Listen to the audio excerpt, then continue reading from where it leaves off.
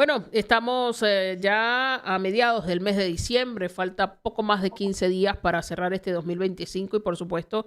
que ya desde hace algunos meses se vienen haciendo como los balances de cómo nos fue en este 2025 en materia económica y aunque queda todavía algunas cosas por ver en materia de indicadores, de índices, ya también hay proyecciones para el 2026. Hay variables que tienen un comportamiento que nos permiten ir previendo algunas cosas y otras que no nos permiten tener tan claro algunos otros elementos. ¿Qué habría que resaltar y qué habría que decir de este balance que podemos hacer de lo que ha sido el 2025 en materia económica en nuestro país?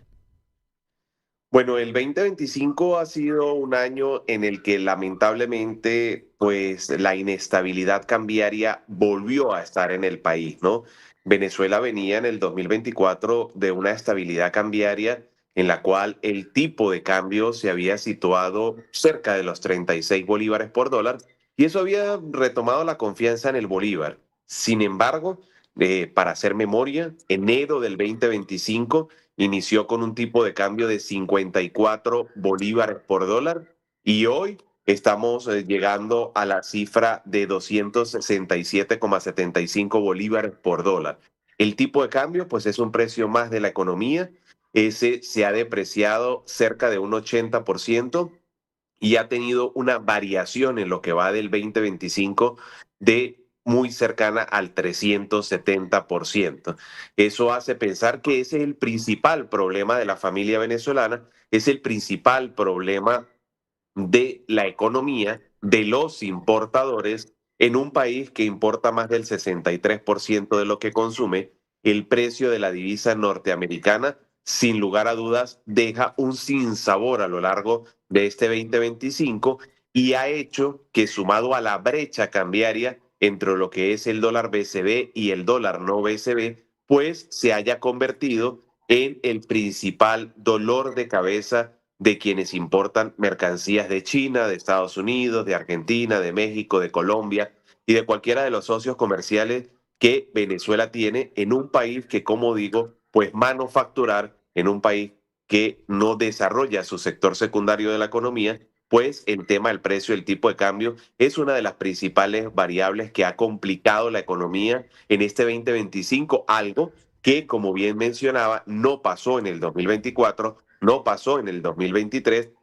y que esta inestabilidad cambiaria al regresar en el 2025, pues ha conllevado al cierre de pequeñas y medianas empresas, a la ralentización de la economía venezolana, ha conllevado a que el crecimiento del Producto Interno Bruto no sea lo esperado, tal vez en torno a un 5%, y pues eso de cara al 2026 deja de algún modo pues una inflación en el 2025 cercana al 300%, que claro está afecta a aquellos ciudadanos que menos devengan, a quienes hoy, bueno, según Equilibrium Sende, 11 millones de venezolanos o más viven con apenas $50 al mes. Ayer, Ecoanalítica publica un estudio bastante interesante en donde menciona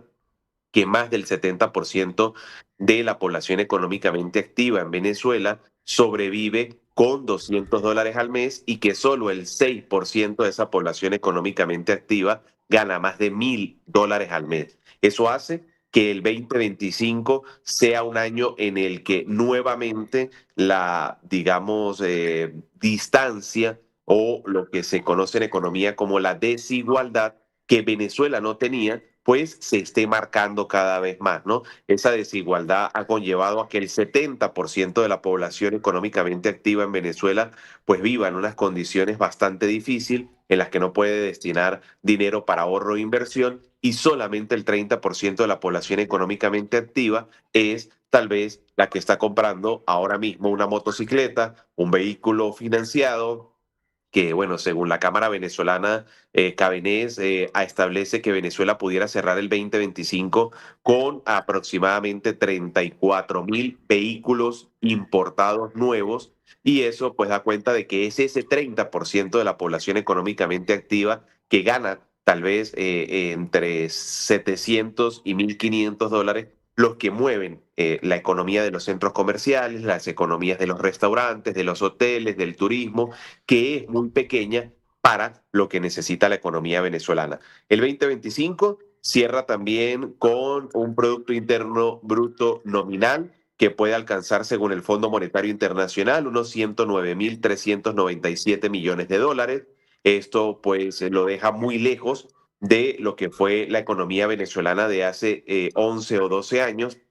cuando el tamaño de su Producto Interno Bruto nominal fue de 460.000 millones de dólares. Y bueno, esas son las principales variables macroeconómicas que de algún modo pues vivimos los venezolanos, visto desde nuestro bolsillo, nuestro poder adquisitivo. El salario privado sigue por un promedio de los 226 dólares mensuales. El salario público no alcanza los 100 dólares al mes, aún con los bonos que el Estado venezolano otorga y el salario. El salario en Gaceta Oficial sigue fijado en 130 bolívares, lo que lo conlleva a 50 centavos de dólar al mes apenas. Y eso hace que al no, pues, digamos, poderse estudiar esto para que se convierta en riqueza en los ciudadanos, pues el 2025 deja un año sin sabor, ¿no?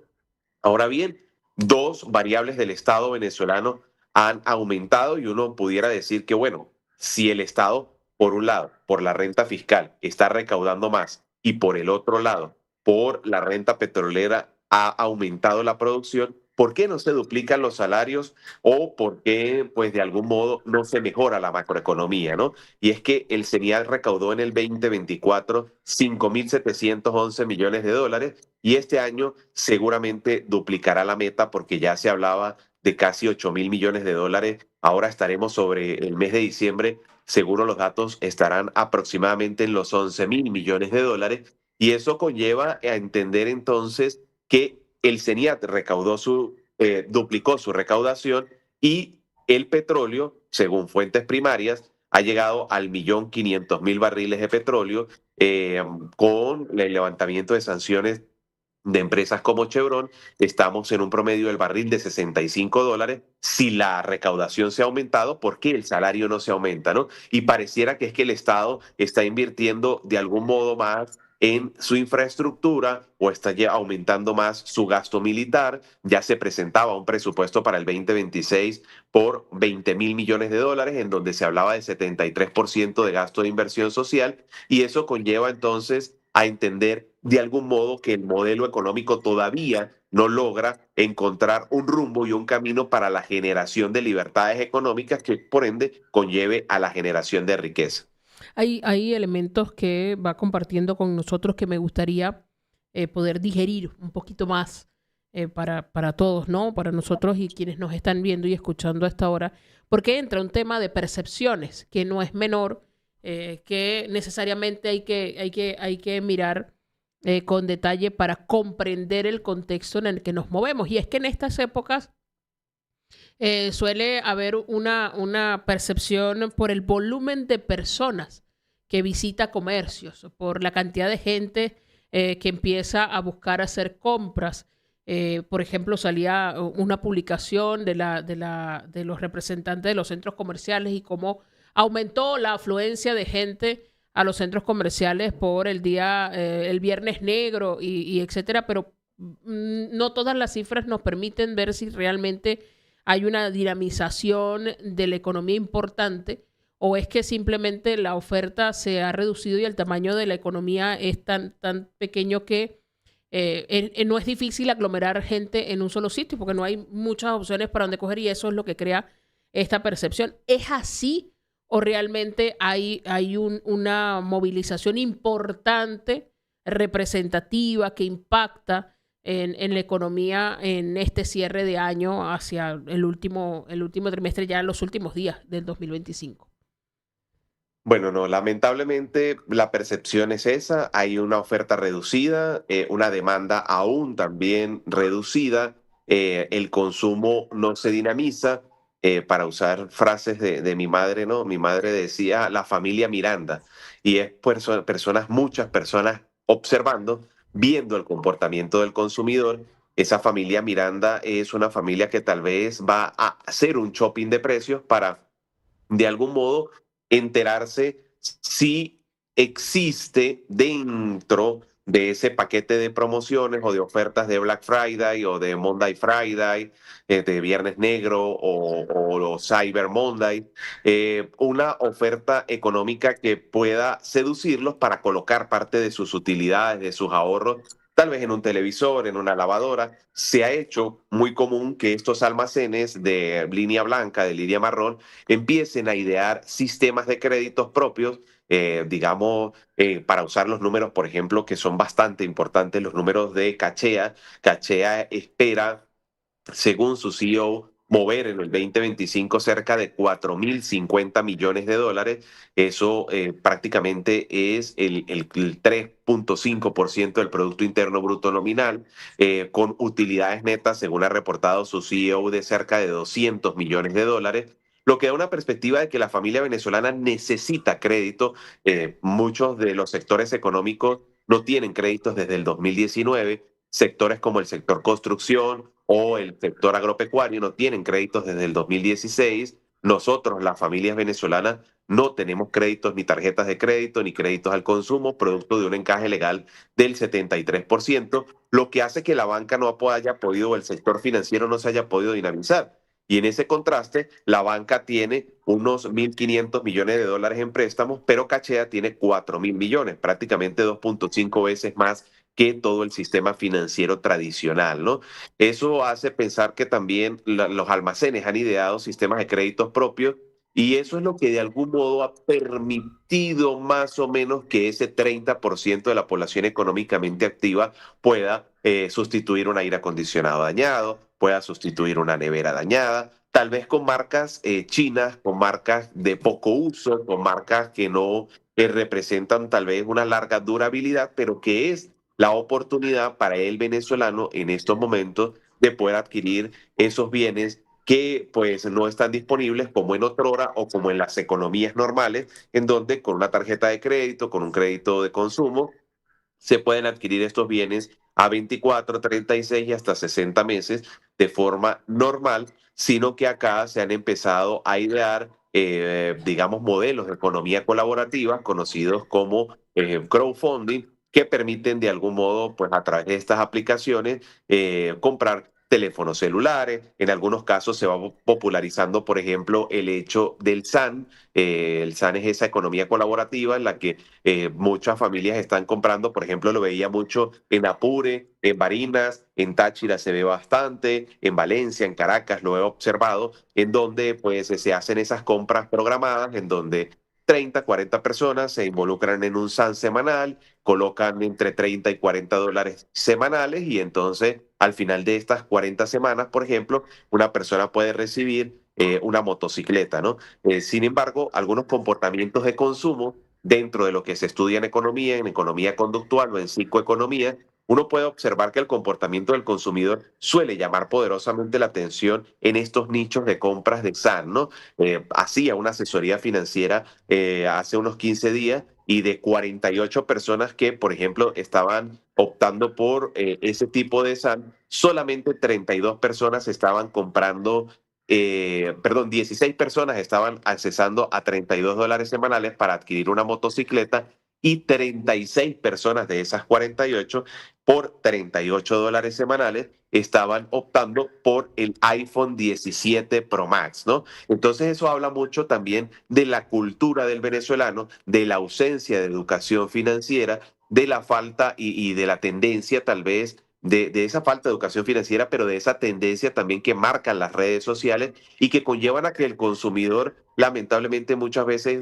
coloque sus ahorros en bienes que de verdad no necesita y que son parte de una tendencia de redes sociales, como por ejemplo la compra de un iPhone 17 Pro Max en una economía con una desigualdad en la que hay venezolanos ganando 50 dólares, pero hay muchachos que trabajan en redes sociales, en marketing digital, en ciberseguridad, en programación, a través de Workana o de aplicaciones que les permiten ganarse unos 200 o 300 dólares mensuales en promedio, pero que destinan cerca de ese 50 o 60% de su presupuesto para comprar programado un iPhone 17 Pro Max, ¿no? Entonces, eso es parte de lo que es el comportamiento del consumidor de una economía que deja 70-30, 70 no puede comprar, 30 sí puede hacerlo, y eso genera que hay pocos consumidores, pocas empresas y da una sensación de mejora económica de un solo sector que se desarrolla, que es el sector comercial, pero que el sector manufactura no crece, el sector financiero no crece, el sector construcción está 100% paralizado y eso da cuenta de la economía que tenemos en la que uno ya sale y pues ve los edificios bastante deteriorados, no hay nuevas construcciones, salvo en Caracas que hay 2 o 3 desarrollos habitacionales privados, pero en el resto del país pues las ciudades se ven y se perciben bastante deprimidas, mientras el resto de las economías mundiales están desarrollando smart cities o ciudades inteligentes, nosotros todavía no hemos podido resolver problemas de semaforización o problemas de rayados o problemas de infraestructura. Es parte de esa economía que hoy vivimos todos los venezolanos y que bueno, debemos entender y debemos entender en qué parte del ciclo económico nos encontramos. ¿Se refiere usted a el desarrollo de los distintos sectores de la economía? Y en Venezuela, al menos desde que empezamos a estudiar, ya nos enseñan que Venezuela desarrolla muy bien y muy ampliamente el sector del comercio, pero el de producción y lo que llamamos los sectores primario, secundario, terciario, pues los otros siempre han tenido mayor debilidad, con más fuerza en la extracción de materia prima, pero el procesamiento siempre ha sido un tema en nuestro país. Entiendo que esto incide en la capacidad de producción de Venezuela, pero ¿cómo distinguir esto? Capacidad de producción de nuestro país y lo que realmente se está produciendo, sobre todo por este tema de las percepciones, porque se habla de cifras de que crece tal cosa o tal producción, pero en referencia a qué realmente es crecimiento, sigue siendo todavía recuperación. ¿Cuáles pueden ser las referencias de comparación para entender si realmente, sobre todo, cómo nos paramos frente a la región en la que competimos también por un mercado o en la que participamos, para no hablar de competencia, también de un mercado del que importamos cosas y al que aspiramos a exportar cosas para la producción de, al menos de divisas, de ingresos, de enriquecimiento para nuestro país? Sí, todavía Venezuela tiene, digamos, sectores económicos que no desarrolla. Ha enfocado durante 50 años su economía, para hablar solamente de los últimos 50, por ejemplo, en la extracción de recursos del sector primario, múltiples estudios científicos, múltiples aportes académicos, y el mundo entero ha denotado que mientras las economías siguen basadas en su sector primario, llámese o entiéndase café, cacao o petróleo, como es el caso de la economía venezolana, o sus recursos naturales, no logra desarrollarse, ¿no? Y no le ha pasado solamente a Venezuela. Hay un libro llamado La maldición de los recursos naturales o también La enfermedad holandesa, en donde estos países, pues, digamos, le sucedió en el ciclo económico lo mismo que a Venezuela le ha sucedido en los últimos 50 años, y es que a pesar de los distintos booms petroleros que ha tenido, hablemos por ejemplo del boom 2010-2012, en donde el barril rompió la barrera de los $120, tal vez economías como la de los Emiratos Árabes Unidos, como Dubái o Qatar, lograron utilizar estos recursos financieros para desarrollar y hacer desarrollo y crecimiento económico. No fue así el caso de Venezuela, y eso tiene mucho que ver no solo con un plan de desarrollo económico y social de la nación ambicioso, sino también con nuestro modelo económico, con los índices de competitividad, de innovación, de corrupción que todavía están presentes y no ha conllevado a que nuestros sectores económicos bien se desarrollen. Ahora mismo el sector secundario, que es pues el sector manufactura, la industria, al no tener y no contar con horas de electricidad completas en el día, pues no se ha podido desarrollar, ¿no? Si bien encendiesen, digamos, la siderúrgica del Orinoco, Sidor, las industrias básicas, tal vez se apagaría todo el país y eso hace que ese sector también esté muy debilitado y de allí que las importaciones crezcan en una balanza de pagos desigual, en donde Venezuela sigue importando más de lo que exporta y al no lograr equilibrar su balanza de pagos en su balanza comercial, hace que de algún modo pues nosotros no generemos las divisas suficientes que la economía necesita también para lograr una estabilidad de precios en el tipo de cambio. Luego nuestro sector terciario, que está dado por servicios y turismo, se desarrollan bien los servicios, tal vez de algún modo, pero el turismo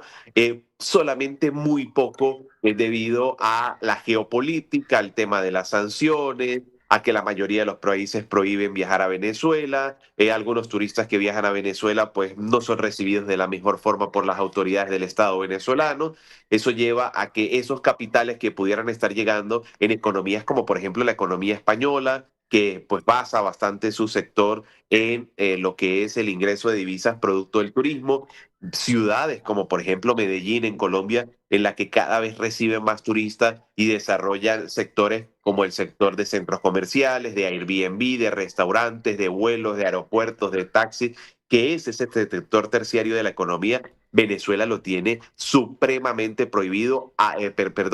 prohibido no, supremamente deprimido en comparación con otras economías, y que sería el desarrollo de puertos, de aeropuertos, de posadas, hoteles, restaurantes y personas que desarrollan y potencialidades que tiene Venezuela sin fin de maravillas y recursos naturales que pudiese desarrollar. Se desarrolla el sector comercial, como bien mencionabas, en el que vemos cada vez más, digamos, panaderías, bodegones, restaurantes, tiendas de electrodomésticos, farmacias, tiendas por departamentos,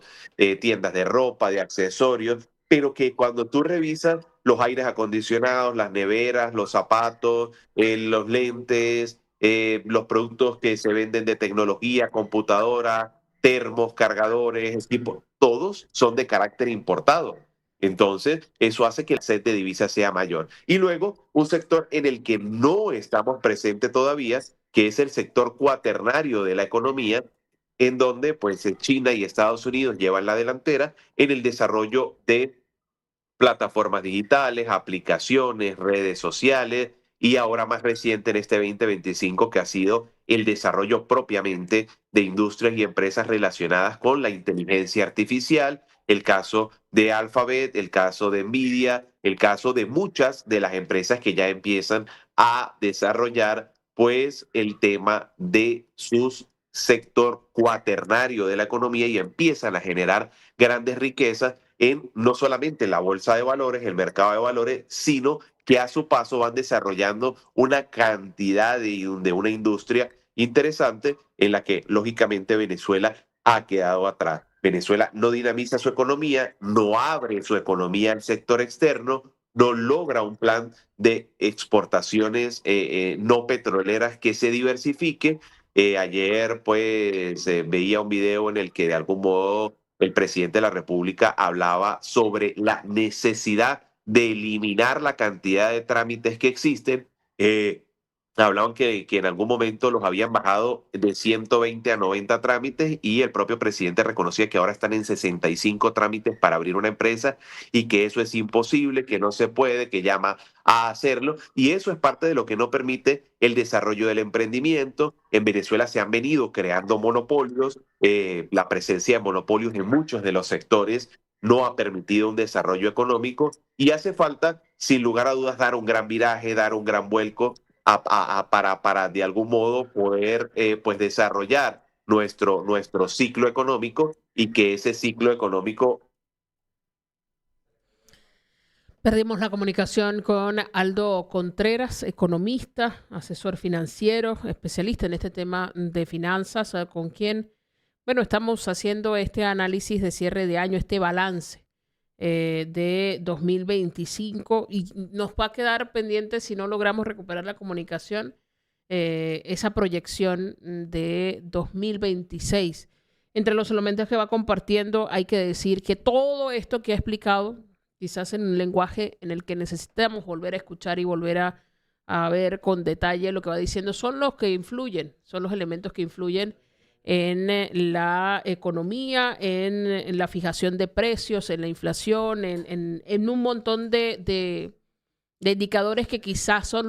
con los que más lidiamos. Ya tenemos de nuevo al economista. No sé si quiere cerrar la idea que estaba compartiendo con nosotros, y en el minutito que nos queda también mirar esto, porque al final la gente se estresa por tipo de cambio, precios, inflación y se reduce para tratar de comprender, se simplifica esa comprensión. Ah, bueno, si sube el dólar o se devalúa el bolívar, como lo queramos decir, entonces estamos mal y los precios van a subir. Pero creo que todo lo que hemos conversado esta mañana influye en esa dinámica. Sí, sí, básicamente el desarrollo de nuestros sectores económicos influye en la generación de empleo, en la creación de riqueza, en lo que puede ser mejorar los salarios. Y el Estado tiene que hacer su parte, el Estado tiene que abrir la economía, en mi concepto, eliminar esa Gaceta Oficial de 130 bolívares y dejar que el libre mercado fije los salarios como lo ha hecho hasta el momento, lo ha hecho muy bien el sector privado, lo hace muy mal el sector público, para que de algún modo, digamos, Pedro, Juan, María, Aldo, Carlos y Julio, decidamos si queremos entonces dedicarnos a ser empresarios, de que nos, digamos, decidamos quedarnos como empleados públicos, como empleados privados, fomentar el emprendimiento y que el país entonces pueda retomar un rumbo de crecimiento económico donde se elimine ese encaje legal del 73% y se baje a un 5, 7 u 8% como existe en todas las economías del mundo, la banca empiece a prestar dinero, el sector construcción se active, que es el gran generador de empleo y el gran motor de la economía, porque hoy por hoy los ciudadanos lo que necesitan de algún modo es pues la generación y la creación de riqueza, más allá de lo que puede ser pues la creación y la generación solamente de empleos, porque ya el venezolano de algún modo luego de esta crisis económica ha entendido que sí o sí debe generar y crear riqueza para poder tener bienestar económico para él y para su familia.